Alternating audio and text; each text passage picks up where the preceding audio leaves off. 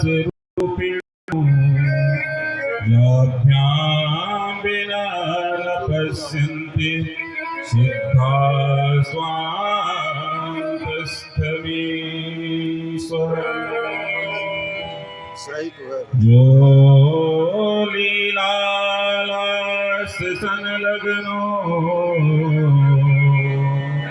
यतो लोलोऽपि लोलिता तं लीलावपुषं बालं वन्दे लीलार्थसिद्धये वन्दे लीलार्थसिद्धये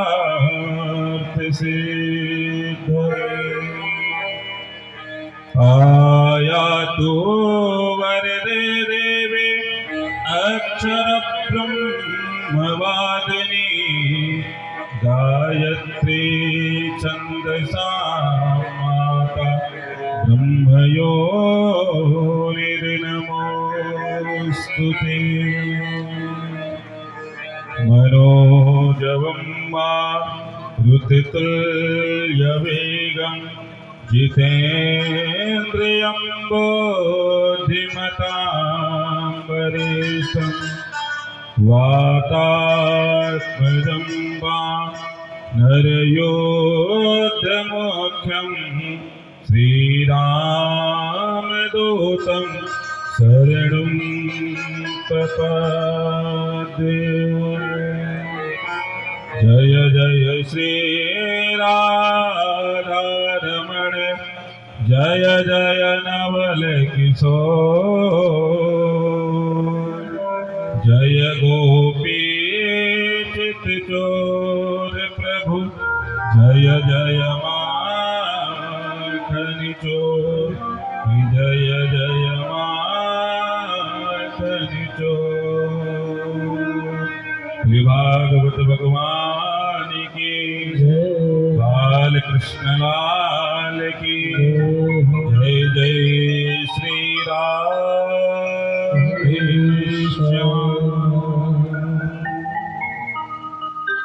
परम मंगलमय परात्पर अखिलेश्वर कारण करुणा वरुणालय भक्तवांछा कल्पतरु तदंडित बिंदु श्री बालकृष्ण प्रभु के साक्षात वांगमय प्रतिमूर्ति श्रीमद्भागवत महापुराण के समुपस्थित श्रोतावृंद उपस्थित सती सावित्री के पद चिन्हों पर चलने वाली माता एवं बहन, आज श्रीमद्भागवत महापुराण का चतुर्थ दिवस और इस चतुर्थ दिवस की पावन बेला पे हम सभी लोग बैठ करके परम प्रभु परमात्मा के सुंदर सुंदर लीलाओं का गुणानुवादन कर रहे हैं। आज मेरे कन्हैया का जन्म भी होना है, बड़ी ही धूमधाम के साथ में, बड़े ही हर्ष और उल्लास के साथ में हम सभी लोग कन्हैया का जन्मोत्सव आज मनाएंगे। कल के दिवस में हम सभी लोगों ने श्रवण किया किस प्रकार से कपिल देव जी महाराज अपनी माता देवहूति को नाना प्रकार के प्रश्नों से उन्हें संतुष्ट करते हैं। सालोक्य, सामीप्य, साष्टीय आदि प्रश्नों का उत्तर देते हुए श्री कपिल देव जी महाराज अपनी माता को पूर्ण रूप से संतुष्ट करते हैं और मैया सिद्धता नाम की नदी बन करके और वहीं पर बह चलती है। अंत में श्री कपिल देव जी महाराज गंगा सागर की तरफ प्रस्थान कर देते हैं और गंगा सागर में जाकर के वहां निवास करने लगते हैं। किस प्रकार से माता सती अपने पिता दक्ष के यहाँ जाती हैं और दक्ष के यहाँ जाकर के अपने पति का भाग नहीं देखती हैं, अपने पति का स्थान नहीं देखती। जब विवाह हो जाता है पुत्री को अपने पति आदि का सम्मान देखना पड़ता है और उसने देखा कि हमारे पिता ने हमारे पति का सम्मान नहीं किया और जब हमारे पिता ने हमारे पति का सम्मान नहीं किया तो हम अपने नाम को अपने पिता के नाम के साथ में मैं जोड़ना नहीं चाहती, क्योंकि इन्होंने हमारे पति का अपमान ही नहीं किया बल्कि इन्होंने हमारा भी अपमान किया है। पिता को समझाने का प्रयास करती है पुत्री कि हे पिताश्री, आप भगवान भोलेनाथ से उस बैर को भूल जाइए। हो सकता है कभी गलती से उनसे कुछ अपराध हो गया हो, उस अपराध को क्षमा कर दो। लेकिन दक्ष प्रजापति होने के कारण अहंकार में चूर चूर था और वो तो ये सोच रहा था कि जो कुछ मैं करूंगा वही सत्य होगा, अन्यथा कुछ होने वाला नहीं है। माता सती ने पिता को समझाया पर पिता नहीं माने। योगाग्नि के माध्यम से अपने शरीर को जला करके भस्म कर देती हैं और जब योगाग्नि के माध्यम से अपने शरीर को जला करके भस्म होती हैं, इधर भगवान शंकर को पता चलता है और भगवान शंकर ने उसी समय क्रोध में आकर के अपनी जटा से एक बाल को निकाला और जमीन पर जैसे ही पटका भगवान वीरभद्र का अवतार हो जाता है। और भगवान वीरभद्र ने भगवान भोलेनाथ से पूछा कि भगवान क्या आज्ञा है, आप क्या आज्ञा मुझे दे रहे हैं। भगवान भोलेनाथ ने कहा जाओ जाकर के दक्ष के यज्ञ को नष्ट कर दो और जब तुम दक्ष के यज्ञ को नष्ट कर दोगे मुझे पूर्ण रूप से संतुष्टि की प्राप्ति होगी। इधर भगवान वीरभद्र चल देते हैं। चारों तरफ से जो ऋत्विज जो ब्राह्मण जो थे यज्ञ कर रहे थे, उस यज्ञ जिधर से वीरभद्र भगवान आ रहे थे, भगवान भोलेनाथ के गण आ रहे थे, उधर से धूल उड़ रही थी और ऐसा लग रहा था कोई हाथ मानो आंधी और तूफान आ रहा हो। सभी को डर लगने लगा कि ये कैसा, ये तो असमय का तूफान है, असमय की ये आंधी है, ये कैसे। लेकिन जो ऋत्विज थे जो ब्राह्मण थे वो समझ गए कि भगवान भोलेनाथ का अपमान, माता सती का अपमान ये किसी को सहन नहीं होगा। भगवान भोलेनाथ के गण आते हैं और भगवान भोलेनाथ के गण आकर के उस यज्ञ को नष्ट कर देते हैं। अंत में सब लोग जाते हैं भगवान भोलेनाथ के पास में और भगवान भोलेनाथ के पास में जाकर के निवेदन करते हैं, हे बाबा यदि आप चाहो तो आप इस यज्ञ को पूर्ण कर सकते हो, अन्यथा ये यज्ञ पूर्ण होने वाला नहीं है। बाबा भोलेनाथ क्षणै दृष्टा क्षणै दृष्टा दृष्टा दृष्टा क्षणै क्षणै बाबा भोलेनाथ प्रसन्न हो जाते हैं। बाबा भोलेनाथ जब प्रसन्न हो जाते हैं, देखते ना और किसी का मंदिर होता है उसमें ताला लग जाता है, लेकिन बाबा भोलेनाथ के मंदिर में कभी आपने ताला लगा हुआ नहीं देखा होगा। और मेरे बाबा भोलेनाथ बहुत जल्दी प्रसन्न हो जाते हैं। आप बाबा भोलेनाथ के पास में जाकर के एक लोटा जल ही केवल लेकर के जाओ, बाबा भोलेनाथ के ऊपर चढ़ा दो, बाबा भोलेनाथ प्रसन्न हो जाते हैं और आपको अपना आशीर्वाद प्रदान कर देते हैं। यहाँ तक कि यदि किसी गलती से किसी चोर ने भी बाबा भोलेनाथ को कुछ समर्पित कर दिया तो बाबा भोलेनाथ शीघ्र उसके ऊपर प्रसन्न हो जाते हैं।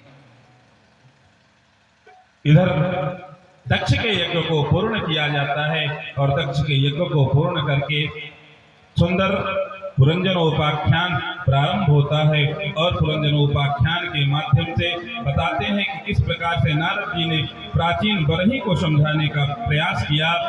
जो प्राचीन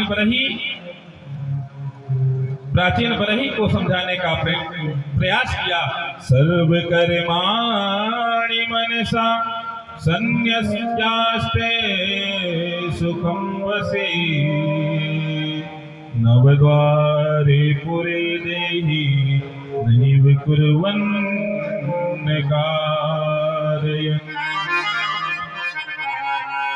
पुरंजनोपाख्यान के माध्यम से एक समय कहते हैं कि एक सेठ जी थे और जब सेठ जी व्यापार करने के लिए जाने लगते हैं, जब सेठ जी व्यापार करने के लिए जाते हैं तो एक जंगल की तरफ वो निकल जाते हैं, लेकिन जंगल की तरफ जाने के बाद में वो रास्ता भटक जाते हैं और जब रास्ता भटकते हैं तो कुछ चोर उनके पीछे पड़ जाते हैं। चोर जब उनके पीछे पड़ते हैं उनकी समझ में कुछ नहीं आता। जंगल में दौड़ रहे थे, दौड़ते दौड़ते एक कुआं मिलता है और उस कुएं में वो सेठ जी गिर जाते हैं। लेकिन जैसे ही गिरते हैं क्या होता है, क्योंकि बहुत पुराना कुआं था, उस पुराने कुएं के अंदर जो है कुछ वृक्ष जम आए थे, उस वृक्ष की डाली को पकड़ करके और सेठ जी लटक जाते हैं। लटक करके क्या देखते हैं, जैसे ही ऊपर मुख करते हैं, ऊपर क्या देखते हैं, मधुमक्खी का बहुत बड़ा छत्ता लगा हुआ है और उस मधुमक्खी के छत्ते से मधुमक्खी का रस धीरे धीरे टपक रहा है।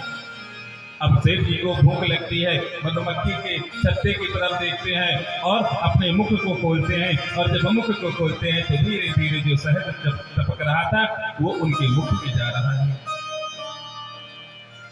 और सेठ जी ने नीचे देखा तो नीचे जब देख रहे हैं तो सफेद चूहे और काले चूहे जो है उस वृक्ष की जड़ को काट रहे हैं। उस वृक्ष की जड़ को काटते हुए देखा, अब तो डरने लगे, अब क्या होगा, अब क्या होगा। अंत में सेठ जी का समय पूर्ण हो जाता है और जब वहां पर देखते हैं कि एक 5 फण का जो सर्फ है, जिसके 5 फण है, वो 5 फण का जो सर्फ है वो सेठ जी को डसने का प्रयास कर रहा है। लेकिन सेठ जी को जब भूख लगती है, जब क्षुधा सताती है तो सर को ऊपर कर लेते हैं, मधुमक्खी का रस चाट लेते हैं, खा लेते हैं। लेकिन डर भी लग रहा है कि नीचे जो सफेद चूहे और काले चूहे जो है जड़ को काट रहे हैं, 5 फण का जो नाग है वो कितनी समय मुझे डस देना है। बंधुओं, ये हमारे और आपके जीवन से ये मेल खाता है।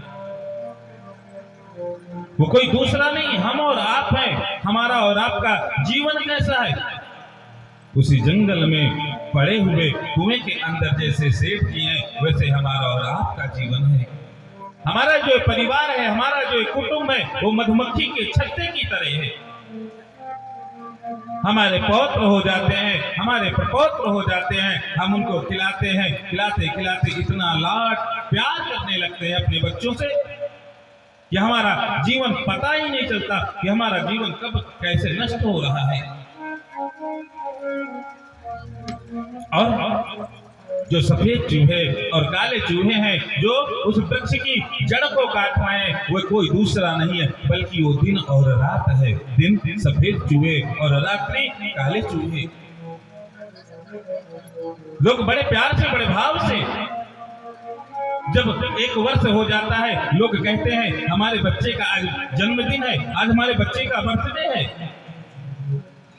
सुंदर केक मंगाते हैं, केक मंगा करके उसको जो है कहते हैं बेटा चल लगा ले इसमें मोमबत्ती, और मोमबत्ती लगा करके इसे फूंक दे।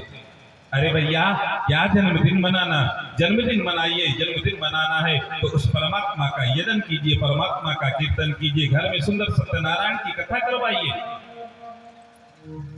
मैं किसी के विरोध में नहीं हूं कि कोई बर्थडे करता है, कोई कुछ करता है, मैं उसके विरोध में नहीं हूं। उसको भी करो, लेकिन उसको भी करो। अरे सोचो तो, आपको जो मान लीजिए कि 60 साल की उम्र मिली है, 100 साल की उम्र मिली है, 1 वर्ष तो आपके बीत गए।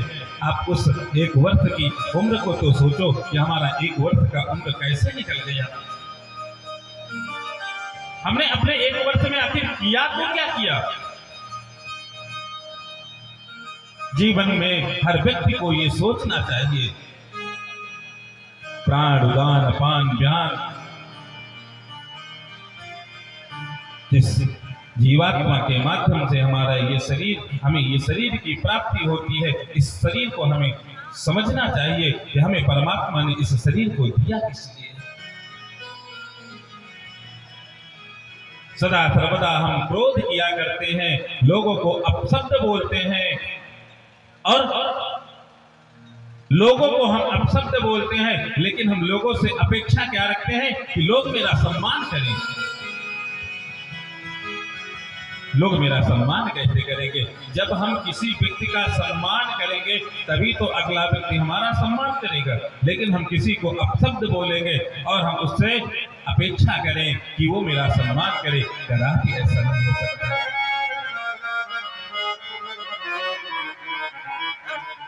इधर चंडवेग काल जो है जंगल की तरफ जाता है, और जब जंगल की तरफ जाता है उसके साथ में बुढ़ापे का समय आ जाता है, और यमराज के दूत आते हैं, उसे फांसी का फंदा चढ़ा कर करके लेकर के चले जाते हैं। सुंदर पुरंजनोपाख्यान प्राचीन बरही को नारद जी ने समझाया और कहा कि देखो अब तुमको क्या करना चाहिए। वो आगे उनका वैदर्भी का विवाह मल्लध्वज से हुआ, और प्रचेताओं का विवाह वृक्षों की पुत्री वार्ची से होता है। वृक्षों की पुत्री वार्ची से होता है। इन्हीं के अंश में आगे चल करके एक पुत्र हुआ जिसका नाम दक्ष हुआ। यहीं से मैत्रेय और विदुर संवाद प्रारंभ होता है। आइए कथा प्रसंग को आगे बढ़ाने से पहले सुंदर परमात्मा के नाम का कीर्तन कर लिया जाए, और परमात्मा के नाम का हम सभी लोग बड़े प्यार और बड़े भाव के साथ में संकीर्तन करेंगे। कि नाम तुम्हारा पालनहारा, कब तेरा दर्शन होगा। नाम तुम्हारा पालनहारा, कब तेरा दर्शन होगा। नाम तुम्हारा पालनहारा, कब तेरा दर्शन होगा। नाम तुम्हारा पालनहारा, कब तेरा दर्शन होगा। जिसकी रचना इतनी सुंदर, वो कितना सुंदर होगा। जिसकी रचना इतने सुंदर, वो कितना सुंदर होगा। वो कितना सुंदर होगा। वास्तव में और आप परिकल्पना करके देखें कि जिस परमात्मा ने हमें ये शरीर दिया, और इस संसार में देखते हैं कभी भी एक जैसा मनुष्य कभी देखने को नहीं मिलता है। और उस परमात्मा की कृपा को तो देखिए कि जिनकी रचना इतनी सुंदर, वो कितना सुंदर होगा। जिनकी रचना इतने सुंदर, वो कितना सुंदर होगा। नाम तुम्हारा पालनहारा, कब तेरा दर्शन होगा। नाम तुम्हारा पालनहारा, कब तेरा दर्शन होगा। जिसकी रचना इतनी सुंदर, वो कितना सुंदर होगा। जिसकी रचना इतनी सुंदर, वो कितना सुंदर होगा।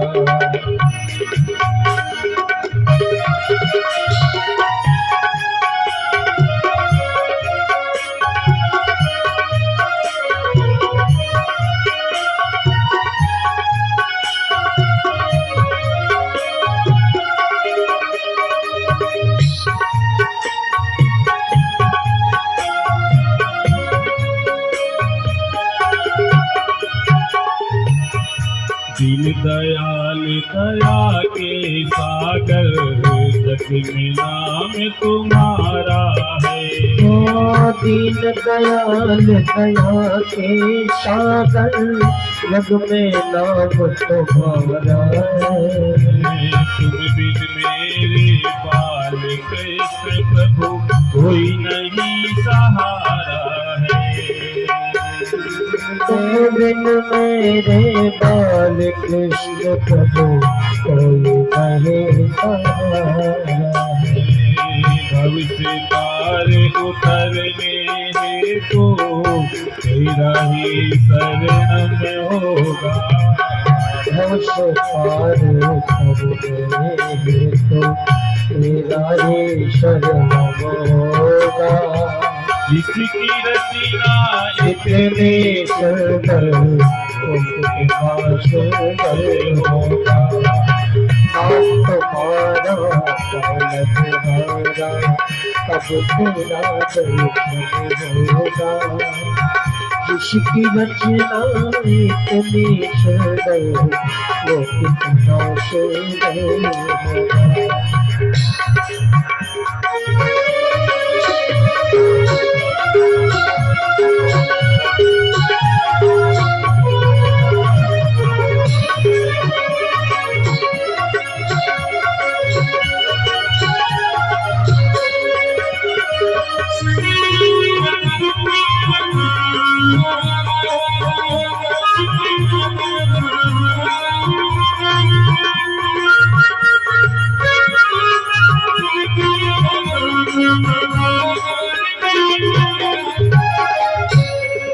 सुर नर मुनि जन जिन चरणों की दस दिन ध्यान लगाते हैं। सुर नर मुनि जन जिन चरणों का नित दिन ध्यान लगाते हैं। जो भी तुम्हारे दर पे आवे मनवांछित फल पाते हैं। जो भी तुम्हारे दर पे आए मनवांछित फल पाते हैं। आत्म विधि को पाने है तो गीतों का सरगम होगा। जिसकी रचना इतनी सुंदर वो कितना सुंदर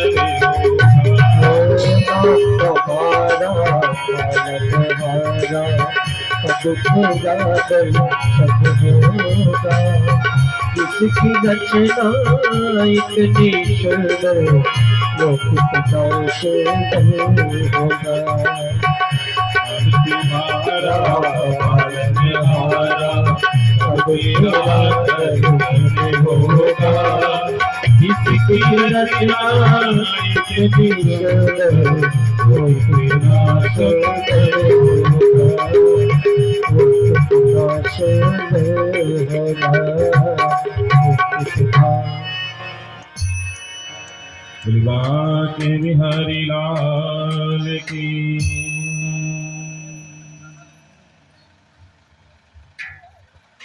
प्रियव्रतो भागवत आत्मा रामा कथं मुने गृहे रमत यन्मूलं कर्मबन्ध पराभवः कर्मबन्ध पराभवः। महाराज पंचम स्कंध में 26 अध्याय हैं, 668 श्लोक हैं। महाराज प्रियव्रत का बड़ा सुंदर उपाख्यान आता है। महाराज प्रियव्रत का विवाह विश्वकर्मा की पुत्री बरहिस्मती से हुआ। इनके 10 पुत्र और एक पुत्री हुई। पुत्री का नाम ऊर्जस्वती था, जिसका विवाह शुक्राचार्य जी के साथ में हुआ। ये शुक्राचार्य जी महाराज जी दैत्यों के जो गुरु थे, उनके साथ में प्रियव्रत विश्वकर्मा की पुत्री बरहिस्मती से विवाह होता है। प्रियव्रत का 10 पुत्र। महाराज प्रियव्रत ये चाहते थे कि हमारा साम्राज्य, हमारा राज्य इतना तगड़ा फैले, यहां तक फैले कि कभी हमारे राज्य में अंधेला हो ही ना। पहले के राजा महाराजा यही चाहते थे ना कि एक छत्र सम्राट हमारा होना चाहिए। जिधर भी मैं जाऊं केवल मेरा ही राज्य दिखे। प्रत्येक राजा की यही हार्दिक इच्छा हुआ करती थी। महाराज प्रियव्रत ने इस हर जगह अपने रथ के पहिए से पूरे पृथ्वी में इतने चक्कर, 7 चक्कर लगाए, और कहते इतनी बार चक्कर लगाए, इतनी बार चक्कर लगाए कि 7 समुद्र बने उन्हीं महाराज प्रियव्रत के रथ के पहिए के कारण। एक खारे जल का एक समुद्र बन जाता है, एक समुद्र मीठे जल का बन जाता है, और एक मदिरा का बन जाता है, चौथा जो है घी का बन जाता है, दही का बन जाता है, मट्ठा का बन जाता है, और मीठे जल का बन जाता है। महाराज प्रियव्रत जिस स्थान पर जाते हैं, क्योंकि यहाँ से जाते हैं, दूर जाते हैं, तो हर जगह का टाइम अलग अलग हो जाता है। अपने भारत से यदि कहीं आप बाहर जाओगे तो कहीं 2 घंटे, कहीं 2.5 घंटे का अंतर मिलता है। कहीं आप अन्यत्र जगह कहीं दूर जाएंगे, यदि कहीं जाते हैं तो आपको पूरे कम से कम 8-8 घंटे, 10-10 घंटे का अंतर आपको मिलता है। आप यहाँ से प्लेन से बैठेंगे, आप बाहर जाएंगे, आपको पता ही नहीं चलेगा। आपको तो लगेगा कि मैं सुबह बैठा था और सुबह ही पहुंचा। न दिन का भान होगा, न रात का भान होगा। इन्हीं के पुत्रों में से आगे चल करके महाराज अग्निध्र हुए। अग्निध्र का विवाह पूर्व चित्ती के साथ में होता है और पूर्व चित्ती ने 9 पुत्रों को जन्म दिया। इनमें से सबसे बड़े जो सबसे बड़े पुत्र थे वो महाराज ऋषभदेव हुए। महाराज ऋषभदेव बड़े ही अपने राज्य का सुशासन करने वाले राजा। अपने राज्य में अपने पुत्रों के, अपने राज्य में अपने जो उनके राज्य के जो लोग थे उनको सबको अपने पुत्रों के प्रति जो है प्रेम किया करते थे। जैसे अपने पुत्रों से प्रेम करते हैं वैसे ही प्रेम किया करते थे।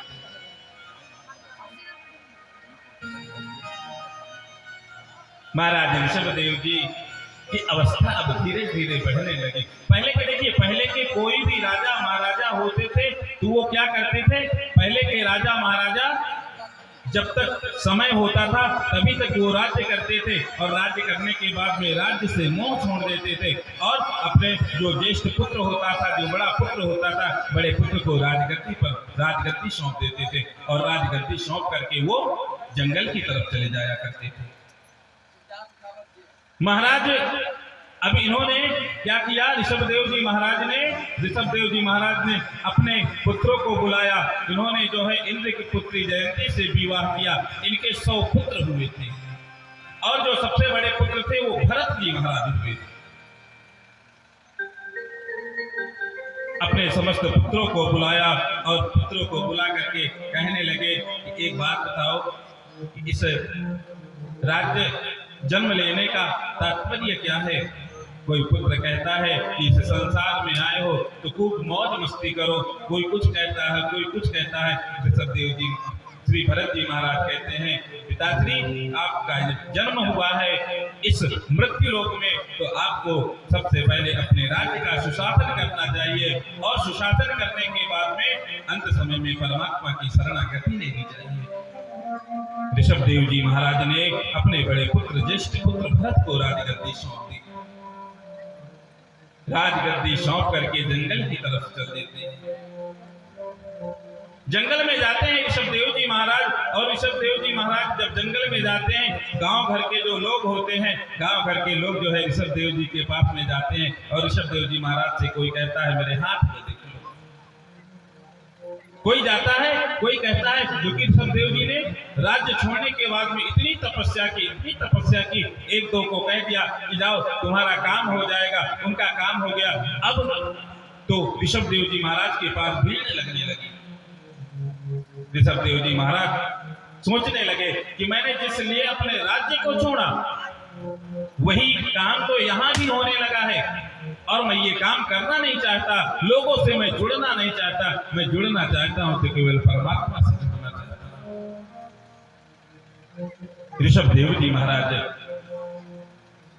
एक स्थान पर बैठ जाते हैं और जब लोग स्थान पर बैठ जाते हैं किसी से बात नहीं करते। लोग आते हैं, बाबा मेरा हाथ देख लो, बाबा मेरी नौकरी नहीं लग रही, मेरी नौकरी कैसे लगेगी। ऋषभदेव जी महाराज कहते हैं भैया मुझे कुछ भी नहीं पता, मुझे कुछ भी नहीं पता। लोग ऋषभदेव जी महाराज को पागल समझने लगते हैं। कोई आते हैं पत्थर मारते हैं, कोई कुछ करता है, कोई कुछ करता है, फिर भी लोग मानते नहीं। महाराज ऋषभदेव जी के पास आते। ऋषभदेव जी महाराज ने क्या किया, एक पत्थर उठाया और पत्थर उठा करके अपने मुख में रख दिया। अब कोई आते हैं पूछते हैं तो सबको अपने मुख का पत्थर दिखा देते हैं कि देखो हमारे मुख में पत्थर है, मैं तो बोल ही नहीं पाऊंगा।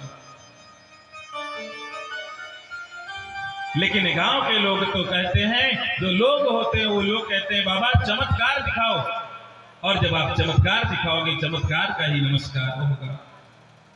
ऋषभ देव जी महाराज कहते हैं नमस्कार हो या ना हो, लेकिन मैं चमत्कार दिखाने के लिए मैं नहीं आया हूं। ऋषभ देव जी महाराज लोग बंद नहीं करता आने। ऋषभ देव जी महाराज ने उसी स्थान पर मलमूत्र करना प्रारंभ कर दिया। ऋषभ देव जी महाराज वहीं पर मलमूत्र करना प्रारंभ कर देते हैं। उसी पर ऋषभ देव जी महाराज पड़े भी रहते हैं।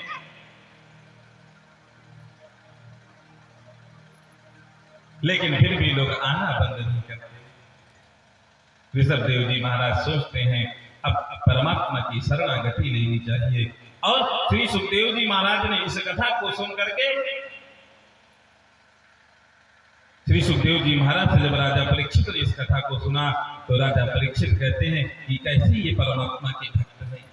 सुखदेव जी महाराज कहते हैं जिस प्रकार से तुम्हें शंका हो गई ना, वैसे मनुष्यों को शंका होने की आदत सी होती है, लेकिन ऋषभ देव जी महाराज तो खुद परमात्मा के अंश थे।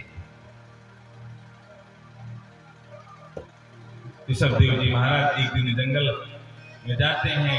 जंगल में जाकर के अपने प्राणों का परित्याग कर देते हैं। इधर ज्येष्ठ पुत्र महाराज भरत जी, जो ऋषभ देव जी के ज्येष्ठ पुत्र थे, भरत जी ने ऋषभ देव जी के जाने के बाद में भरत जी ने जो है राज्य का सुशासन करना प्रारंभ किया। अपने पूर्वजों के जैसे भरत जी के पूर्वज अपने राज्य का सुंदर ढंग से शासन किया करते थे, वैसे ही भरत जी ने भी शासन करना प्रारंभ किया। भरत जी महाराज की भी धीरे धीरे अवस्था होने लगती है। ऋषभ देव भरत जी महाराज का विवाह विश्वरूप की पुत्री जयंती से हुआ और इनके 5 पुत्र हुए। सबसे बड़े पुत्र हुए सुमति, और भरत जी 1 करोड़ वर्ष तक जो है राज्य किया था। भरत जी महाराज ने अपने ज्येष्ठ पुत्र को जो है सौंप दिया राजगद्दी। कहने लगे अब मैं भी जंगल जाऊंगा और जंगल जाकर के मैं भी परमात्मा का चिंतन करूंगा। जैसे हमारे पिता हमारे बाबा जो है जंगल गए और जंगल जाकर के उन्होंने परमात्मा की शरणागति प्राप्त की। भरत जी महाराज जाते हैं और भरत जी महाराज जाकर के अपने ज्येष्ठ पुत्र को राजगद्दी सौंप देते हैं। और ज्येष्ठ पुत्र को राजगद्दी सौंपने के बाद में जंगल की तरफ चले जाते हैं। और जंगल में जाकर के इन्होंने क्या निश्चय किया कि मैं जंगल में जा रहा हूँ, नित्य प्रति मैं कम से कम कुछ नहीं तो 1000-2000 गायत्री मंत्र में जपूंगा। वहां पर भरत जी ने एक सुंदर सी पर्ण कुटी बनाई, एक घास फूस की एक कुटिया बनाई और कुटिया बना करके उसी कुटिया में निवास करने लगे। प्रातःकाल होता और प्रातःकाल होते ही वो चले जाते सरोवर में जाकर के स्नान करते और सरोवर में जाकर के स्नान करते, भगवान सूर्य को अर्घ्य देते, गायत्री जप करते। उनका नियम संयम बिल्कुल अच्छी तरह से चल रहा था। लेकिन एक दिन होता क्या है, एक दिन भरत जी महाराज जो है स्नान कर रहे थे गंडकी नदी की उस पावन तट पर। गंडकी नदी में जो है स्नान करते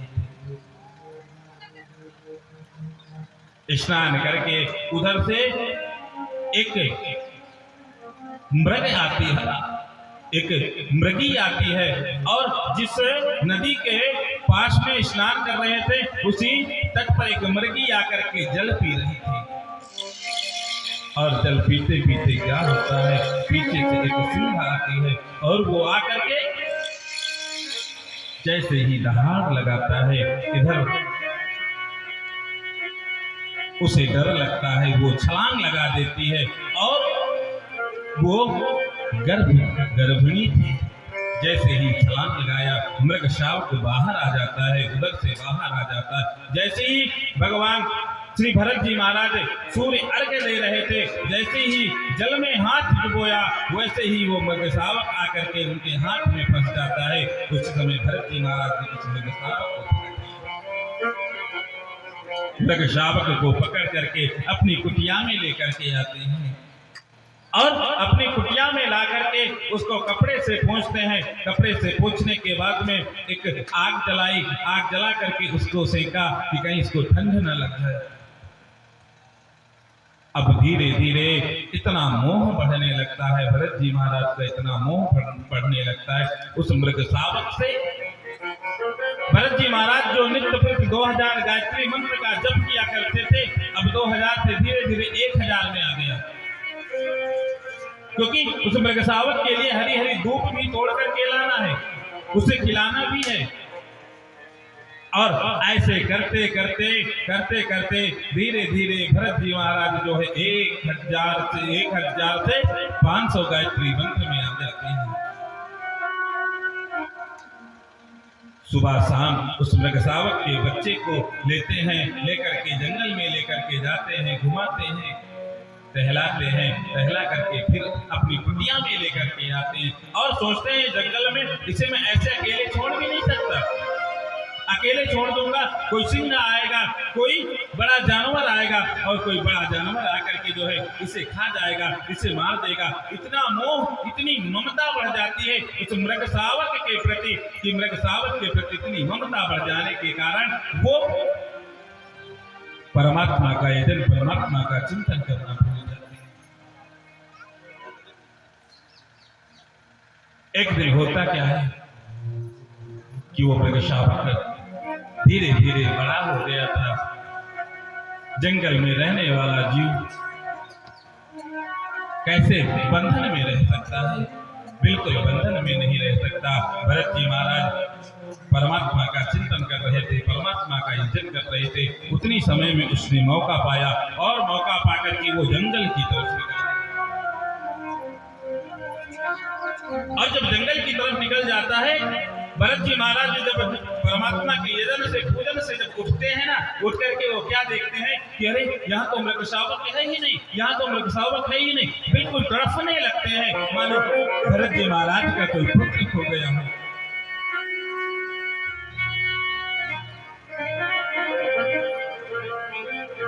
भरत जी महाराज दौड़ करके जाते हैं जंगल में, कभी इस कोने में जाते, कभी उस कोने में जाते हैं, लेकिन फिर भी वो मृग शावक मिलता नहीं है।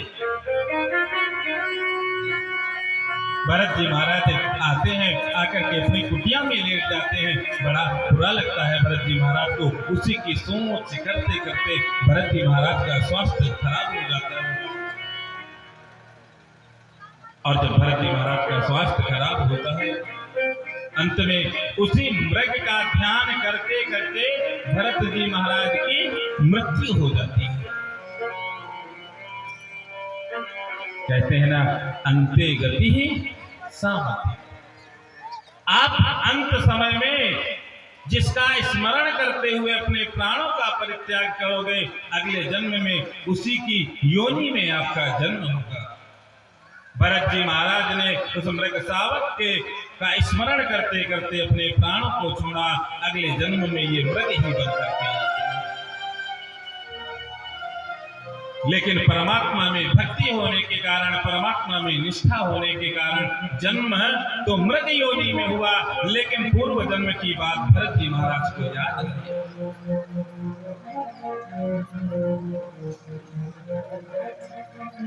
भरत जी महाराज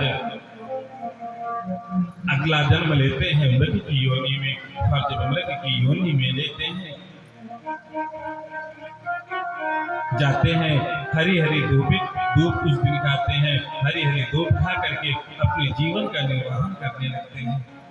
लेकिन कुछ दिन बाद मन में ऐसा विचार करने लगते हैं कि मैं इन हरी हरी धूपों को खाऊंगा। पिछले जन्म में मैंने न जाने कौन से ऐसे कर्म किए, मैंने मृग शावक को सोच करके मेरी मृत्यु हुई, मुझे इस मृग योनि की प्राप्ति हुई।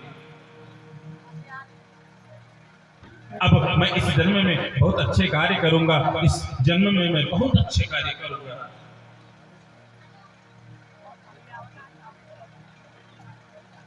अब हरी हरी दूबों को खाना छोड़ देते हैं, सोचते हैं इन हरी हरी दूबों में कीट पतंग रहते हैं, इन कीट पतंगों को मैं खा लूंगा तो मुझे अगले जन्म में मुझे दोष लगेगा या तो मुझे पाप भोगना पड़ेगा। वो अब जाते हैं जो सूखी सूखी दूब रहती है, उन सूखी सूखी दूबों को खाने लगते हैं। कुछ दिनों के बाद में भरत जी महाराज ने जो मृग योनि का जन्म लिया था, मृग के रूप में जिनका जन्म हुआ, उन्होंने क्या किया, दूब भी खाना बंद कर दिया। और जब दूब भी खाना बंद कर देते हैं, केवल जाते हैं जल पीते हैं, जल पी करके निवास करने लगते हैं, रहने लगते हैं। और मृग योनि में होने के कारण भी वो केवल परमात्मा का ही चिंतन करते हैं और अन्य कुछ भी नहीं करते, केवल परमात्मा का चिंतन करते हैं। जब भी टाइम मिलता है तब केवल परमात्मा का चिंतन करते हैं और परमात्मा से प्रार्थना करते हैं, परमात्मा मैंने पूर्व जन्म में बहुत ही पाप किया, मोह किया, उस मोह के कारण मुझे इस योनि में जन्म लेना पड़ा। परमात्मा मुझे मेरे ऊपर कृपा करना, अगले जन्म में मुझे इस मृग योनि से छुटकारा दिला देगा। एक दिन जंगल में आग लग जाती है, बांस से बांस जो है रगड़ होता है, अग्नि प्रकट होती है और जैसे ही अग्नि प्रकट होती है जंगल में जो है आग लग जाती है, जंगल में आग लग जाती है। आज मृग योनि को प्राप्त हुए भरत जी महाराज मन में विचार करते, चलो इसी अग्नि में प्रवेश कर जाते हैं, मेरी मृत्यु हो जाएगी, मैं परमात्मा के धाम को चला जाऊंगा।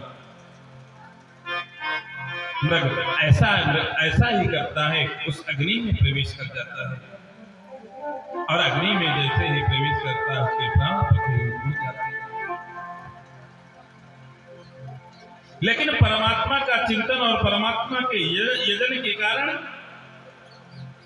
अगले जन्म में आज भरत जी महाराज एक ब्राह्मण के घर में जो है जन्म लेते हैं और ब्राह्मण के घर में जन्म लेते हैं। जन्म लेकर के उनके पिताश्री विद्वान थे और जब विद्वान अपने पुत्र के हस्तरेखा को देखा और हस्तरेखा को देख करके मन में विचार करने लगे, ये हमारा पुत्र बड़ा ही विद्वान होगा, पढ़े लिख करके हमारा ये पुत्र आगे चल करके विद्वान होगा। कुछ समय व्यतीत होता है। आज भरत जी महाराज के जो तीसरे जन्म में जो ब्राह्मण पिता थे, उन्होंने जो है यज्ञोपवीत संस्कार करवाया और यज्ञोपवीत संस्कार करवाने के बाद में गायत्री मंत्र का स्मरण करवाया भरत जी महाराज को। भरत जी महाराज को गायत्री मंत्र का स्मरण करवाया और स्मरण करवाने के बाद में कहने लगे, बेटा मुझे 2 दिन के बाद ये गायत्री मंत्र सुना देना, 2 दिन तक तुम खूब रट लो, खूब याद कर लो।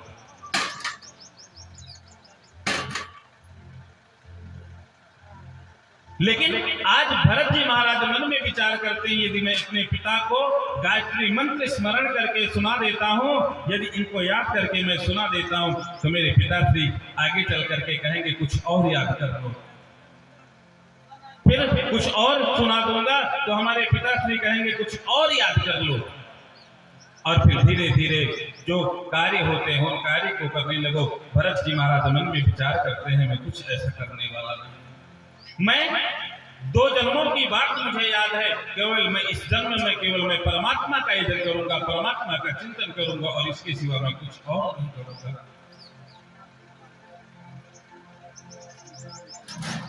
लगभग 1 महीने व्यतीत हो जाते हैं। 1 महीने व्यतीत होने के बाद में भरत जी के पिताश्री कहते हैं, बेटा गायत्री मंत्र सुनाओ। भरत जी महाराज को गायत्री मंत्र याद था, फिर भी भरत जी महाराज ने गायत्री मंत्र सुनाया। और जब गायत्री मंत्र सुनाया नहीं, उनके पिता कहने लगे, क्या तू जड़ ही है क्या? जड़ अर्थात मूर्ख, अपने पुत्र को कहते हैं, मुझे तो लग रहा था कि तू विद्वान होगा, तू पढ़ा लिखा होगा, पढ़ लिख करके आगे चल करके विद्वान होगा, लेकिन मुझे ऐसा लगता है कि तू जड़ ही है। उसी समय से उनका नाम जड़ भरत हो जाता है। रुक जा हमें चढ़वाओ तो। उस समय से उनका नाम जड़ भरत हो जाता है। और जड़ भरत जी महाराज अब क्या करते हैं, अब सोचते हैं अब तो मुझे टैग लग ही गया है जड़ का, अर्थात मूर्ख का। अब मैं मूर्खों जैसी जो है, मूर्खों जैसे मैं कार्य करने लगूंगा।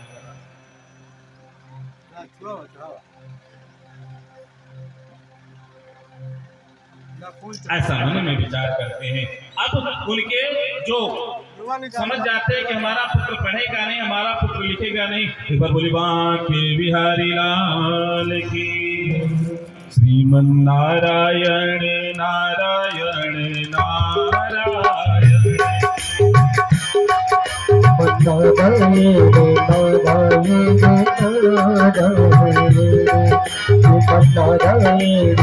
नारायण नारायण। लक्ष्मी नारायण नारायण नारायण। श्रीमन नारायण नारायण नारायण। श्रीमन नारायण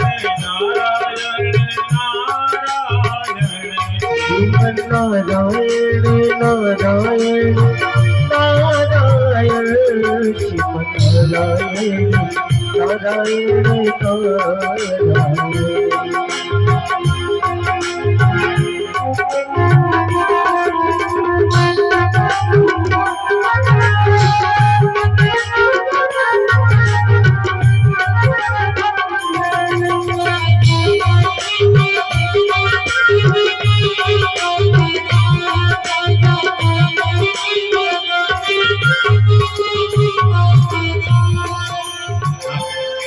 आप सभी लोग भी बोलिए। देखिए, परमात्मा का नाम लेने से आपका ही कल्याण होगा, हमारा तो कल्याण हो ही रहा है, ठीक है ना। आप लोग आए हो, बिल्कुल मौन धारण किए हुए बैठे हो, ये अच्छी बात नहीं है। देखिए, परमात्मा का यजन, परमात्मा का नाम लेना, यदि हम परमात्मा का नाम लेते हैं ना, तो हमारे शरीर में जो पाप राशियाँ होती है वो पाप राशियाँ नष्ट हो जाती हैं, हमसे दूर चली जाती हैं। इसलिए भगवान का नाम लेना, भगवान के नाम में किसी भी प्रकार की कंजूसी नहीं करनी चाहिए। और कीर्तन ही तो हो रहा है, ये ऐसा तो है नहीं कि आपके समझ में नहीं आ रहा होगा, समझ में तो सबके आ रहा होगा ना। बड़े प्यार और बड़े भाव से बोले, क्योंकि नारद जी महाराज ने इसी श्रीमन नारायण के नाम के उच्चारण से अपने, क्योंकि आपको मैंने कथा सुनाई थी ना कि वो दासी के पुत्र थे और दासी के पुत्र से वो देवर्षि नारद बन जाते हैं और नित्य उसी श्रीमन नारायण के नाम का उच्चारण करते हैं। बड़े प्यार और बड़े भाव से आप सभी लोग बोलिए, श्रीमन नारायण नारायण नारायण। नारायण नारायण नारायण।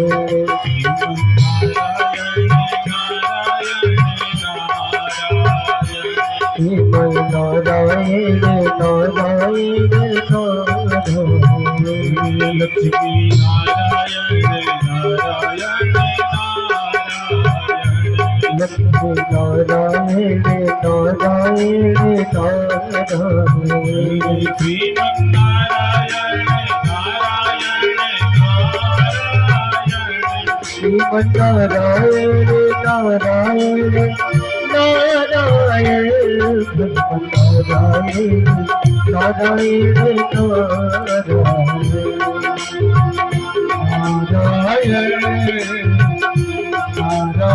नारायण। श्रीमन नारायण नारायण नारायण। श्रीमन नारायण नारायण नारायण। जो नारायण नाम लेते, जो नारायण नाम लेते हैं, पाप होते सब तारायण, पाप होते सब तारायण, नारायण नारायण नारायण, नारायण नारायण नारायण, बद्री नारायण नारायण नारायण, बद्री नारायण नारायण नारायण। इस प्रकार से जड़भरत जी महाराज अपने पिता के एक भी वचनों को स्वीकार नहीं करते और केवल परमात्मा के नाम का चिंतन करते हैं। और जब परमात्मा के नाम का चिंतन करने लगते हैं, इनके जो और बड़े भाई थे जड़भरत जी महाराज के, वो खेतों में जाते और खेतों में जाकर के खेतों की रखवाली करते। और इधर जो इनकी भाभियां थी ना, वो क्या करती, वो ये समझती ये तो मूर्ख ही है, घर का जो कुछ भी रूखा सूखा बचता उस रूखे सूखे अन्न को जो है जड़भरत जी महाराज को दे दिया करते थे। लेकिन जड़भरत जी महाराज कभी भी ये नहीं सोचते थे कि ये कैसा है, उस अन्न को वो ग्रहण कर लिया करते थे और परमात्मा को धन्यवाद किया करते थे कि हे परमात्मा, आपकी कितनी बड़ी कृपा मेरे ऊपर है कि मैं कुछ कर भी नहीं रहा हूं, लेकिन फिर भी आप मुझे खाने को दे रहे हैं। यदि मैं कुछ करता तो खाने को मिलता तो मैं आपको धन्यवाद नहीं देता, लेकिन मैं कुछ कर भी नहीं रहा हूं फिर भी मुझे खाने को मिल रहा। परमात्मा आपकी बहुत बड़ी कृपा मेरे ऊपर है, परमात्मा आपकी बहुत बड़ी कृपा है। एक दिन इनके भाइयों ने कहा कि ऐसा है, तुम कुछ यहाँ पर करते नहीं हो, फ्री में बैठ करके तुम यहाँ पर भोजन तोड़ते हो, अब तुमको तो जंगल में जाना, खेतों में जाना चाहिए और खेतों की रखवाली करनी चाहिए। खेतों में जाकर के खेतों की रखवाली करो। जड़भरत जी महाराज जाते हैं और जड़भरत जी महाराज जाकर के देखते हैं कि चिड़िया इनके खेतों में बैठ करके और जो खेत में जो अन्न उन दानों को चुग रही हैं, लेकिन फिर भी जड़भरत जी महाराज एक भी चिड़िया को वहां से भगाते नहीं है। कहते हैं यदि मैं इन पक्षियों को मैं भगाऊंगा तो परमात्मा मुझसे रुष्ट हो जाएंगे, और जब परमात्मा मुझसे रुष्ट हो जाएंगे तो मेरा जन्म लेने का तात्पर्य ही क्या होगा।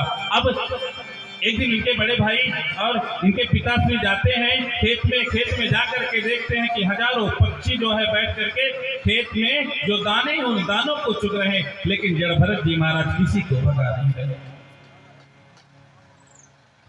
तू यहां से चला जा।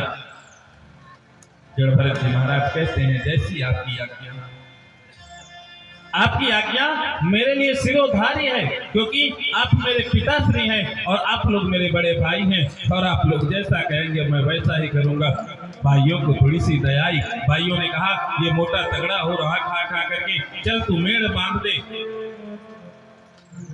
अब जड़भरत जी महाराज जाते हैं फावड़ा लेकर के, घर से फावड़ा लेकर के जाते हैं, लेकिन जो मेड़ बंधी हुई थी उस मेड़ को ही काट करके और फेंकने लगे जड़भरत जी महाराज। जड़भरत जी महाराज जब उसे ही फेंकने लगते हैं, भाई जाते हैं, भाई कहते हैं तू कुछ नहीं कर पाएगा, चल तू यहां से चला जा। जड़भरत जी महाराज को क्या चाहिए? जड़भरत जी महाराज को कुछ भी नहीं चाहिए, और जड़भरत जी महाराज चल देते हैं कि चाह गई चिंता नसी मनवा बेपरवाह, जिनको कछु न चाहिए सो ही सहसा, सो ही सहसा। जड़भरत जी महाराज को कुछ भी नहीं चाहिए, जंगल की तरफ चल देते हैं, और जहां पर इनको भूख लगती है वृक्षों से कुछ फल मिल जाते हैं, उन फलों को तोड़ करके जड़भरत जी महाराज ग्रहण कर लेते हैं।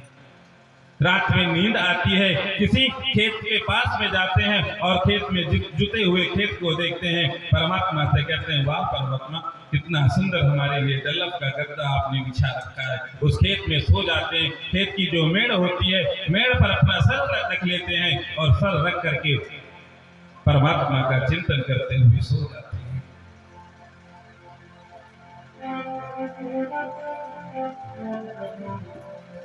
धीरे धीरे परमात्मा का चिंतन करते हुए, परमात्मा का यजन करते हुए जंगल की तरफ प्रस्थान कर देते हैं। और जब जंगल की तरफ प्रस्थान कर देते हैं, वहां पर देखते हैं कि राजा रहुगण जो है पालकी लेकर के, जो पहले के राजा महाराजा होते थे ना, वो पालकी से चला करते थे। और जब पालकी से चलते हुए देखते हैं कि जब एक राजा जा रहा है, उसके आगे 2 कहार लगे हुए हैं और 2 पीछे कहार लगे हुए हैं। उनमें से एक कहार को क्या होता है, एक कहार को थोड़ा सा बुखार आ जाता है। वो राजा के सामने खड़ा हो जाता है और राजा से कहता है, देखो राजन, मैं अब आपके इस पालकी को आगे ले जाने में मैं समर्थ नहीं हूँ।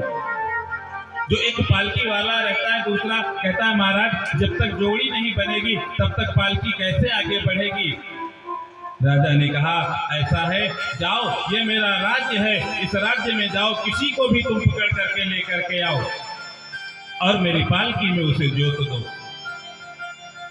जो सेवक होते हैं, सेवक जाते हैं और सेवक जा करके, अब जंगल में कौन मिलेगा, जंगल में जाते हैं तो जड़ भरत जी महाराज उनको मिल जाते हैं।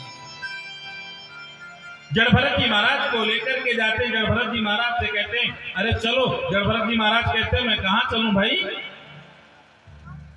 जड़ भरत जी महाराज से कहते हैं, राजा की पालकी ढोनी है, क्योंकि राजा को जो एक सेवक था पालकी ढोने वाला था, उसको बुखार आ गया। जड़ भरत जी महाराज कहते हैं, पालकी ढोना मुझे आता नहीं। वो लोग जबरदस्ती पकड़ करके लेकर के जाते और जड़ भरत जी महाराज को उस पालकी में लगा देते हैं। अंदर राजा बैठा हुआ है, लेकिन राजा रहुगण का एक नियम, इधर जड़ भरत जी महाराज का एक नियम था। वो नियम क्या था कि जब भी आज चलते थे तो 2-4 हाथ देख करके चलते थे कि उनके पैरों से कहीं चींटियां न मर जाए, उनके पैरों से कहीं कीट पतंग न मर जाए। पालकी में लग तो गए और पालकी में लगते ही वो बढ़ रहे हैं। बढ़ते बढ़ते चींटियों का झुंड आता है और जैसे ही चींटियों का झुंड आता है, जड़ भरत जी महाराज उछल जाते हैं। और जैसे ही जड़ भरत जी महाराज उछलते हैं, उसी समय जो अंदर राजा बैठा हुआ था, क्योंकि आप लोगों ने पालकी देखा होगा, पालकी लकड़ी की बनती है, जाकर के राजा का सर उस पालकी के ऊपर टकरा जाता है।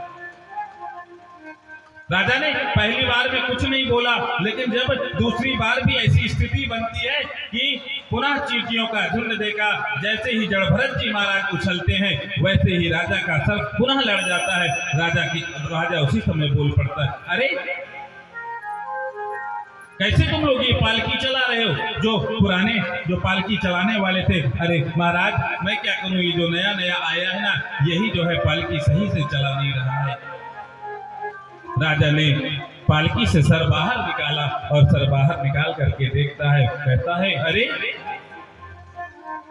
तुम तो देखने में इतने हट्टे कट्टे हो, मुझे लगता है तुम पालकी ढो नहीं पा रहे हो, क्योंकि तुम देखने में बड़े दुबले पतले लग रहे हो। क्योंकि व्यंग्यात्मक शब्द राजा ने जड़ भरत जी महाराज को बोला और जड़ भरत जी महाराज को जब जैसे ही उसने व्यंग्यात्मक शब्द बोले,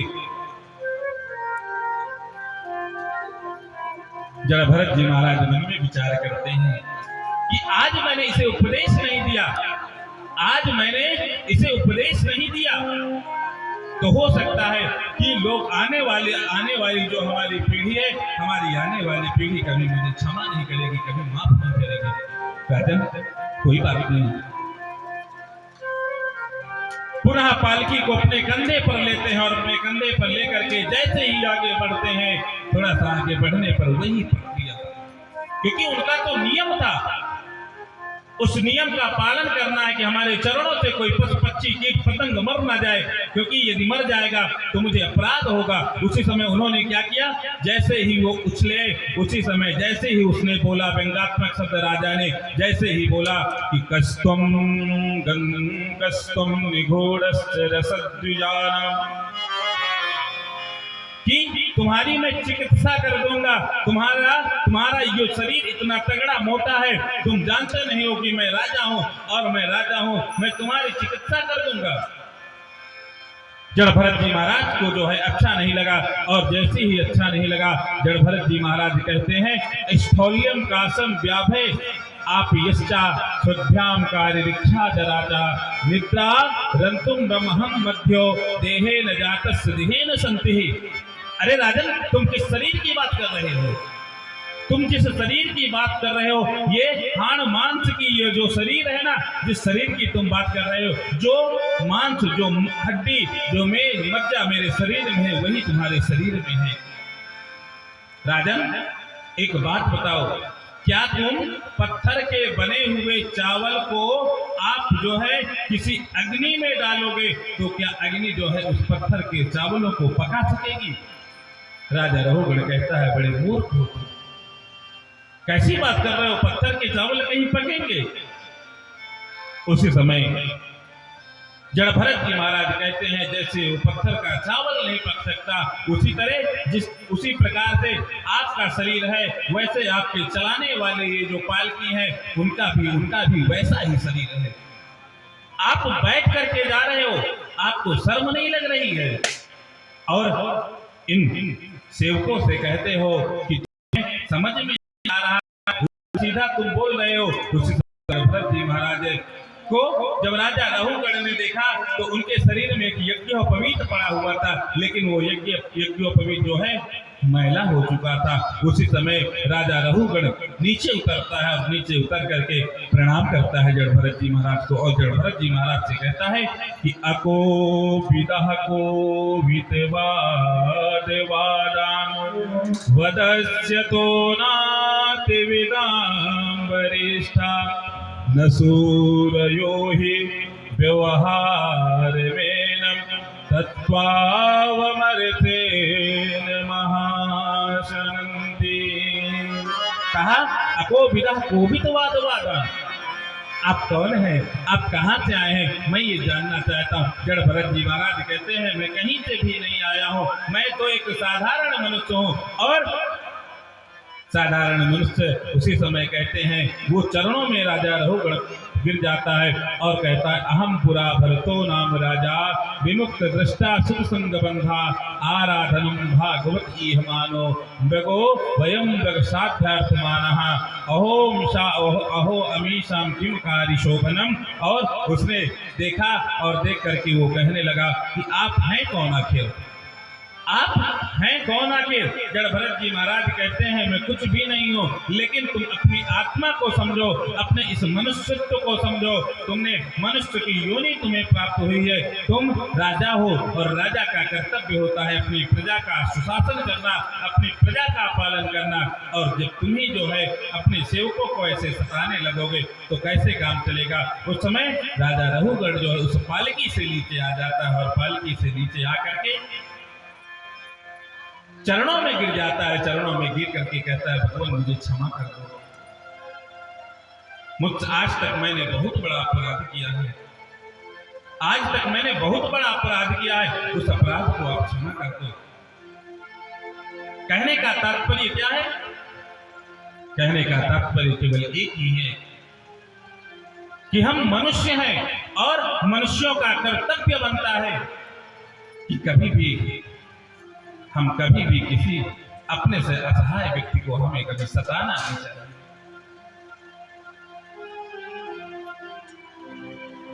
यदि हम किसी को सताते हैं तो उसका प्रायश्चित मुझे भोगना पड़ता है।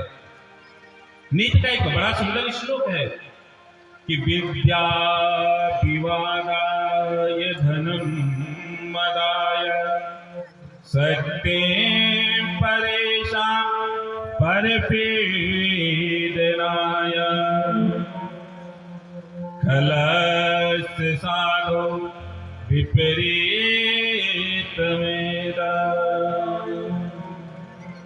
कहते जो विद्या होती है ना, यदि किसी को अधिक विद्या की प्राप्ति हो जाती है ना तो विद्या भी विवाद का कारण बनता है। आपने देखा होगा शास्त्रार्थ होते हुए, देखा नहीं होगा तो सुना तो होगा ही कि आज काशी में शास्त्रार्थ हो रहा है, आज प्रयागराज में शास्त्रार्थ हो रहा है। विद्या विवादाय, यदि अधिक ज्ञान हो जाए ना वो भी स्वास्थ्य के लिए अच्छा नहीं। आपने ये भी सुना होगा, अरे उनका बेटा बहुत पढ़ने में तेज था, बहुत पढ़ता था, दिनों रात पढ़ता था, और जब पढ़ते पढ़ते क्या हुआ, उसका दिमाग खिसक गया।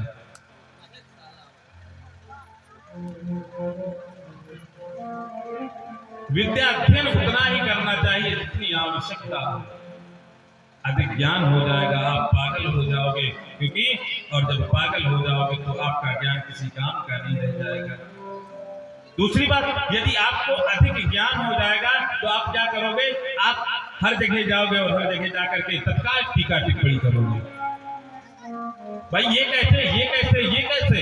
और जब आप ये कैसे करोगे तो अगले व्यक्ति ने भी तो कुछ सोच समझ करके वैसा कार्य किया होगा, शास्त्रार्थ होने लगेगा। और शास्त्रार्थ का कोई नियम नहीं होता, 2 घंटे चले कि 4 घंटे चले, 6 घंटे चले। विद्या विवादाय धनम मदाय। धन यदि अधिक किसी व्यक्ति के पास में हो जाता है ना, तो मद का वो कारण बनता है। आपके पास अधिक धन हो जाएगा, आप क्या करोगे, उल्टे सीधे काम करने प्रारंभ कर दोगे। आप जाओगे, पैसे इधर उधर फेंकने लगोगे, कहीं शराब पीने लगोगे, कहीं जुआ खेलने लगोगे। अधिक धन हो जाएगा, आप अनावश्यक किसी से लड़ाई करोगे, झगड़े करोगे, पैसे व्यर्थ ही तो जाएंगे। विद्या विवादाय धनम मदाय शक्तिम परेशान परपीडनाय। अधिक शक्ति भी, अधिक शरीर में ताकत हो जाना, ये भी खतरनाक होता है। आपके अंदर ज्यादा ताकत हो जाएगी, आप क्या करोगे, अपने से निर्बल को देखोगे और निर्बल को देख करके आप उसको वहीं पर मार दोगे। लेकिन सोचो, मैंने निर्बल को तो मार दिया, लेकिन यदि मुझसे सबल कोई मिल जाएगा तो हमारा क्या होगा।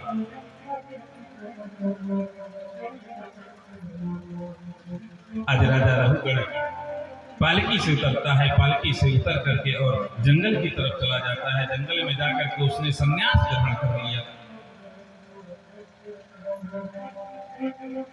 अपने भारतवर्ष में 3 भरत हुए, अपने भारतवर्ष में 3 भरत हुए। सबसे पहले कैकेयी नंदन, कैकेयी कुमार जो है भरत, राम लक्ष्मण भरत। और दूसरे नंबर से दूसरे भागवत के जड़ भरत जी महाराज, जिनकी कथा हम और आप श्रवण कर रहे हैं। चौथे दुष्यंत शकुंतला नंदन जो है भरत। इन्हीं तीनों भरत के नाम से अपने भारतवर्ष का नाम जो है भारत पड़ा।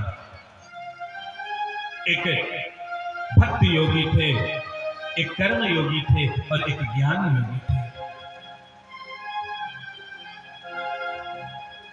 इन्हीं के नाम से इस भारतवर्ष की महिमा बढ़ी, इस भारतवर्ष का नाम भारत पड़ा। अपने इसी भारतवर्ष में सुंदर भवाटवी का वर्णन करते हैं, और भवाटवी का वर्णन करने के बाद में गंगा अवतरण की बात आती है। माँ गंगा का किस प्रकार से माता गंगा का अवतार हुआ, माता गंगा ने किस प्रकार से इस धरती को पवित्र किया, सगर आदि के पुत्रों को किस प्रकार से उद्धार किया, और उद्धार करने के बाद में अपने इस भारतवर्ष की महिमा के बारे में आता है। भागवत के 5वें स्कंद में भारतवर्ष की महिमा के बारे में बताया गया है कि हमारा भारतवर्ष कैसा है। जिस भारतवर्ष की सुंदर पवित्र सभ्यता को हम आज ग्रहण करने में चूक रहे हैं, और वही विदेशी जो इस अपने भारतवर्ष को, भारतवर्ष की संस्कृति को, भारतवर्ष की सभ्यता को चुरा करके लेकर के गए, आज वही जो है इस भारतवर्ष की कल्चर को, भारतवर्ष की जो महिमा थी उसको वो ग्रहण कर रहे हैं। लेकिन यही है भूमि ऋषियों की, जहाँ कंचन बरसते थे, विदेशी लोग सुन सुन कर दर्शन को तरसते थे। अपना यही भारतवर्ष है और इस भारतवर्ष की महिमा देखिए।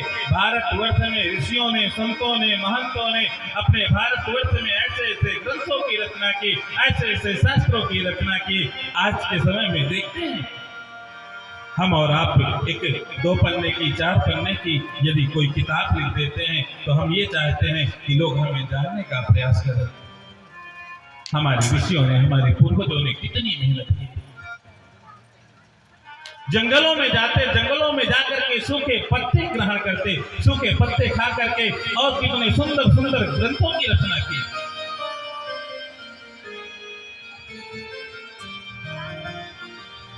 सुंदर सुंदर ग्रंथों की रचना की आज हमारे ऋषियों ने, हमारे मनीषियों ने। आपने वरद राजाचार्य का नाम सुना होगा। आपने वरद राजाचार्य का नाम सुना होगा, जिन्होंने लघु सिद्धांत कौमुदी का निर्माण किया।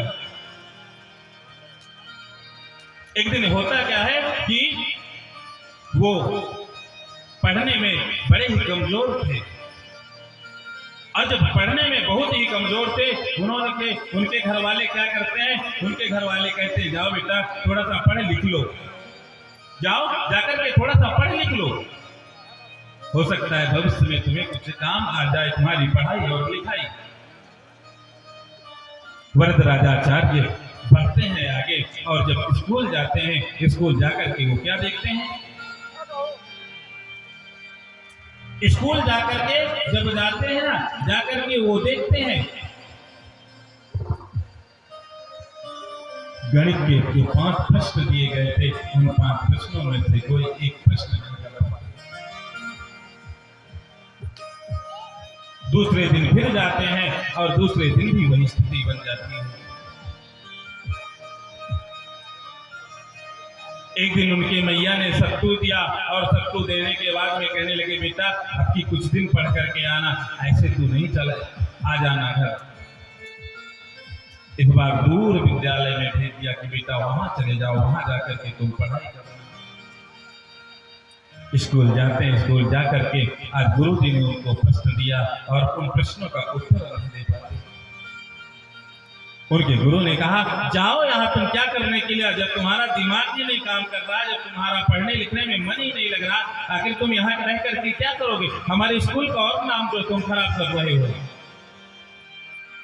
आ गए, रास्ते में आते आते उनको भूख लग जाती है और जब आते आते भूख लग जाती है, एक देखते हैं कि उनके पास जो बैग झोला था, उस झोले में देखते हैं कि उनकी मैया ने नमक दिया है और सत्तू दिया है। मन में विचार करने लगते हैं इस सत्तू को मैं खाऊं तो कहाँ खाऊं। गांव के समीप से निकल रहे थे और जब गांव के समीप से निकल रहे थे, वहां पर एक कुआं देखते हैं और कुआं के पास में आते हैं। पानी भरने वाली वहां पर महिलाएं आती हैं और जब पानी भरने वाली महिलाएं आती हैं, उनसे कहती मैया थोड़ा सा मुझे जल दे दो। जल लेकर के सत्तू को मिला करके वहीं पर वो सत्तू को पी रहे थे। तब क्या देखते हैं, बैठे बैठे देखते हैं कि जो कुआं होता है, कुआं में जो पत्थर लगा रहता है, रस्सी आने जाने से उस पत्थर में भी निशान पड़ जाता है,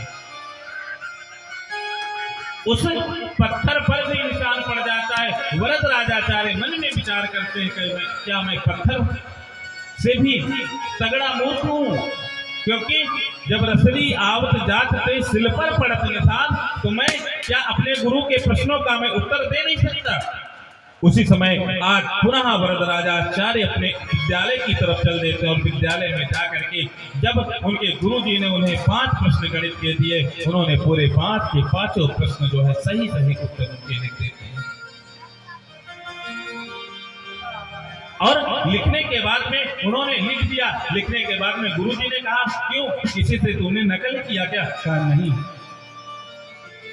आगे चल करके वही वरद राजाचार लघु सिद्धांत कौमुदी जैसे क्लिष्ट कठिन पुस्तिका को उन्होंने लिखा। तो आज अपने भारतवर्ष के ऋषियों ने, भारतवर्ष के संतों ने कितने कठिन कठिन परिश्रम करके हमारे लिए, आपके लिए सुंदर सुंदर ग्रंथों का निर्माण उन्होंने किया। कहते हैं ये भारतवर्ष यर्जन्मलब्धं निशुभारताजिरे मुकुंद सेवोपैकं स्पृहाहिना। ये भारतवर्ष, भारत में आने के लिए बड़े बड़े संत, बड़े बड़े देवता भी लालायित रहते हैं। गायन्ति देवः किल गीतकानि धन्यास्तुते भारत भूमि भागे। इस भारतवर्ष की महिमा में बताते हैं, इस भारतवर्ष की महिमा में, भारतवर्ष में जन्म लेने के लिए बड़े बड़े देवता भी लालायित रहते हैं। जिस भागवत की कथा हम और आप यहाँ पर बैठ करके सुन रहे हैं ना, कहते हैं मुकुंद सेवै पैकम स्पृहानिहा नयत्र वैकुंठ कथा सुधा पगा। कहते हैं कि जिस भागवत की कथा को हम और आप यहाँ बैठ करके सुन रहे हैं, ऐसे भागवत रूपी ग्रंथ को हम और आप यहाँ बैठ करके सुन रहे, अपने इस मानव जीवन को कृतार्थ कर रहे हैं। ये भागवत की कथा कहीं पर भी नहीं है। मैं नहीं कह रहा हूँ, भागवत के पंचम स्कंद का एक बड़ा सुंदर श्लोक है, 5वें अध्याय का बड़ा सुंदर श्लोक है। लिखा हुआ है न यत्र वैकुंठ कथा सुधापगा न साधवो भागवतास्तदाश्रया न यत्र यज्ञेश मखा महोत्सवा असुखेन लोकोपि नहीं न सेव्यता। ना तो वैकुंठ लोक में, ना तो सत्य लोक में, कहीं पर भी इस श्रीमद्भागवत की कथा को नहीं सुन सकते। और दूसरी बात, जो देवता हो जाते हैं ना, देवता भी यदि आप सोचो सदा सर्वदा के लिए वो देवत्व को प्राप्त हो जाते हैं, तो ऐसा नहीं है। जब भी उनका पुण्य क्षीण होता है और जब पुण्य जो है उनका क्षीण हो जाता है, इसी मृत्यु लोक पर वो लटकते रहते हैं।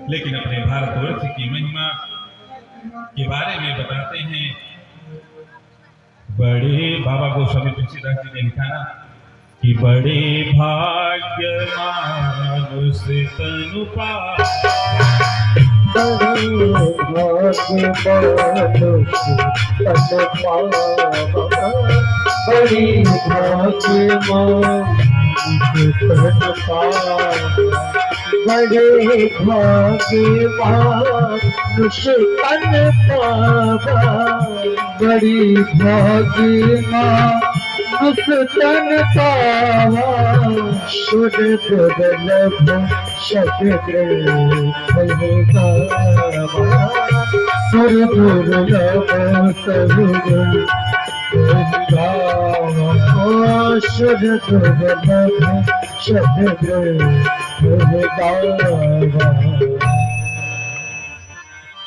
हमें भारतवर्ष में जन्म मिला। इस भारतवर्ष की महिमा के बारे में जानते हैं, समझते हैं कि भारतवर्ष में सदा सर्वदा कैसे कैसे लोगों ने इस भारतवर्ष पर आक्रमण किया, और जो सुकरात थे, जब भारतवर्ष पर आक्रमण करना चाहते थे, तब सिकंदर ने क्या कहा था, तुम भारतवर्ष जा रहे हो, हर जगह तुमने जो है विजय श्री को तुम्हें प्राप्त हुआ है, लेकिन तुम भारत भी जाओ और भारत जाकर के वहां भी जब तुम्हें विजय श्री की प्राप्ति हो जाएगी, तब मैं समझूंगा तुम वास्तव में सर्वश्रेष्ठ राजा हो। सिकंदर ने कहा सुकरात से, क्या तुमको लाऊंगा फतह कर हिंद को वापस, जब मैं ईरान आऊंगा।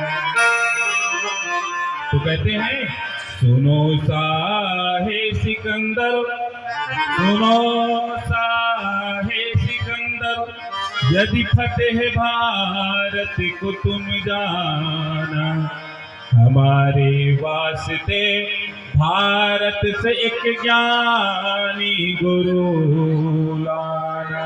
तुम भारतवर्ष तो जा रहे हो, लेकिन यदि भारतवर्ष जाना तुम्हें विदेशी की वहां पर प्राप्ति हो जाए तो वहां से तुम कुछ मेरे लिए कुछ चीजें लेकर के आना।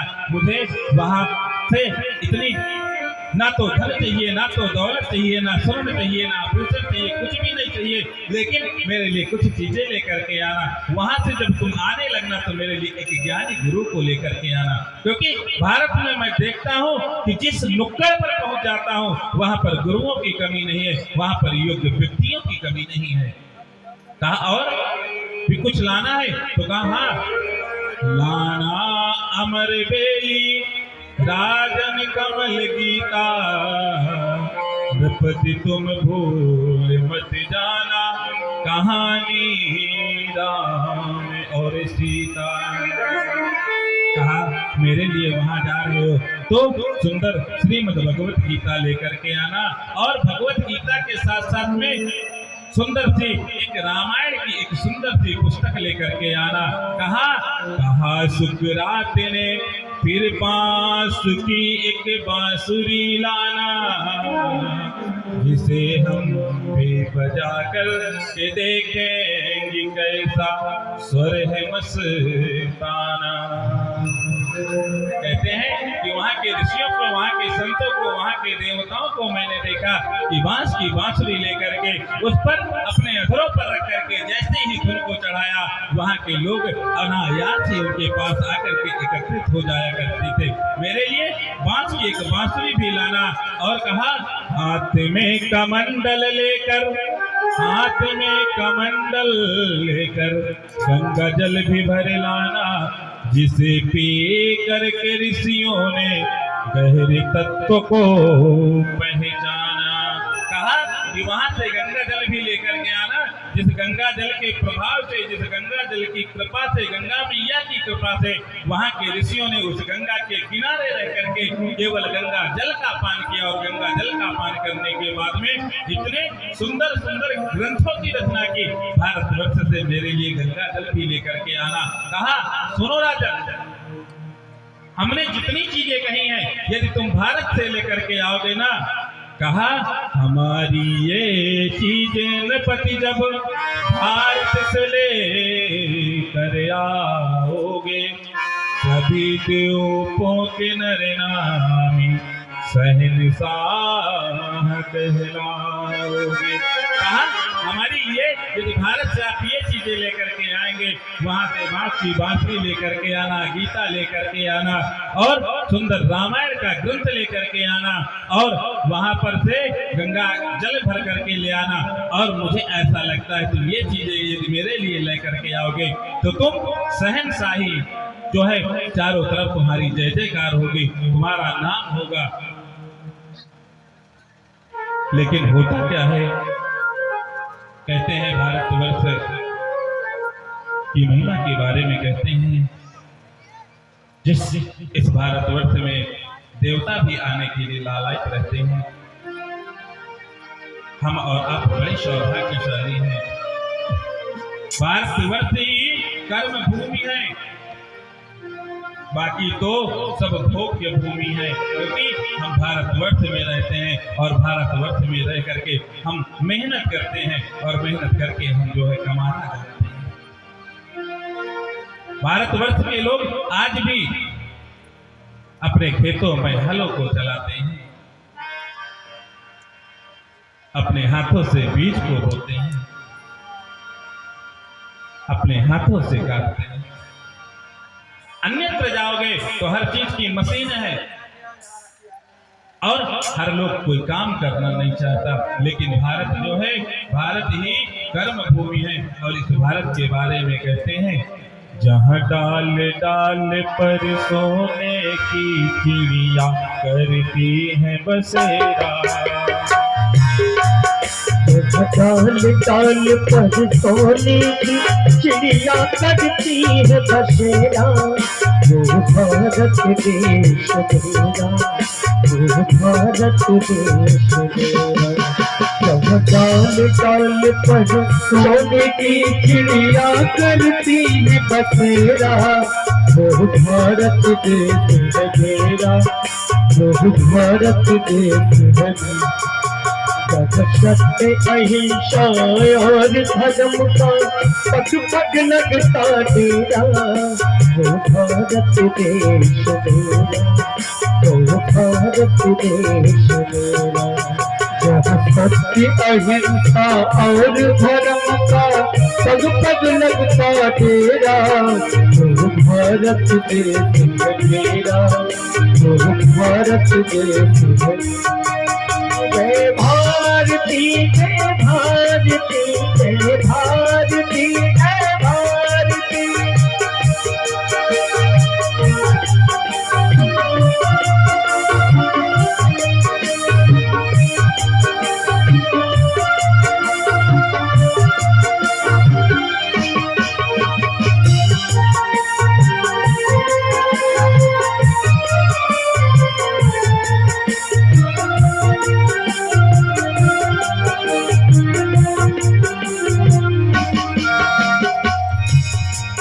ये धरती रोज हरती मुनि जपते हरि नाम की माला, हरिओ हरिओ हरिओ हरिओ हरि।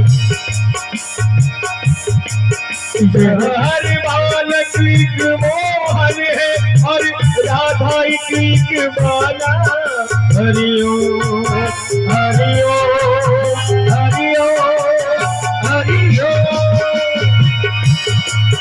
ये धरती रोज हरती मुनि जपते हरि नाम की माला, ये धरती रोज हरती मुनि जपते हरि नाम की माला। हरि बालक एक मोहन है और हरि राधा एक बाला, हरे हरे राधा एक बाला। सूरज सबसे पहले आकर डाले अपना डेरा, वो भारत देश मेरा, वो भारत देश मेरा, वो भारत देश मेरा, वो भारत देश मेरा। जय भारती जय भारती जय भारती जय भारती।